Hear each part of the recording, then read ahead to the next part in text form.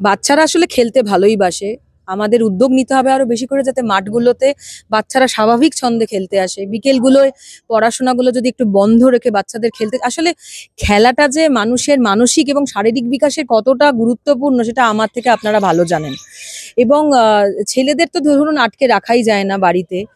ছেলেরা খেলতে আসেই অবশ্যই। মেয়েদের এই মাঠে নেই, নিশ্চয়ই অন্য কোনো মাঠে মেয়েরা নিশ্চয়ই খেলছে।